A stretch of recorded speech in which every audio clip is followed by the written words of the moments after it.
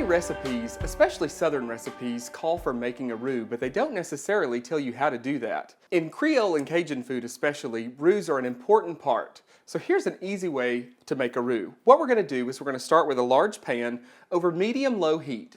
We're going to use equal parts of fat and flour. Now for this case, we're going to use vegetable oil. You can also use clarified butter, bacon fat, rendered meat fat if you're making some kind of stew or gravy. What we're going to do is we're just going to heat our fat, in this case vegetable oil.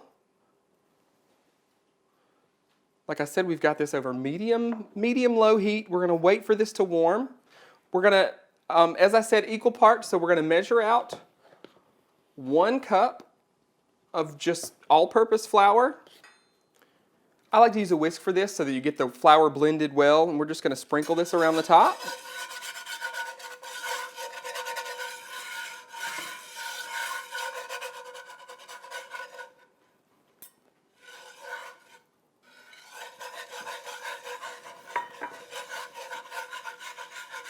You're going to want to stir constantly till we get everything blended. Now there are different levels of a roux. You have a light roux, which is used as a base for things like a bechamel sauce.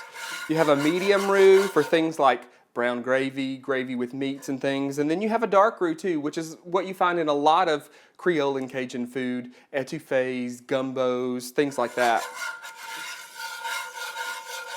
We're going to bring this to a bubble and then reduce the heat a little and just let it cook away. Okay, so now you can see that our roux is thickening up a bit. You can start to see some bubbles. You're going to reduce the heat a little bit, and at this point I like to switch from a whisk to a wooden spoon, but you can actually do the whole process with either one. That's just the way my mama taught me to do it, and that's the way I do it here.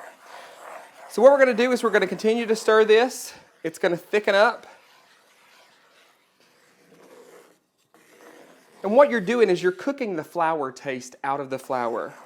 It's going to foam up a bit, and when the foam reduces, you'll start to see a thick gravy-like consistency, and that's what's commonly referred to as a blonde roux. Now it's really important to watch this and make sure that you maintain the heat appropriately, because if you start seeing black or brown flecks in the bottom, that means you've burned the roux and you have to start all over again. There's no way to save it. After we've let this cook for a little while, you can see how the color is deepened. It's more of a caramel color. This is what you'd call a medium roux.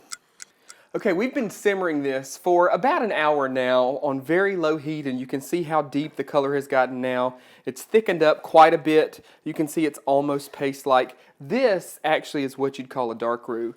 Now the truth is that you can go a lot darker than this, and there are a lot of, especially Louisiana recipes that call for a roux that's even darker. But for most recipes that call for a dark roux, this is about where you need it to be.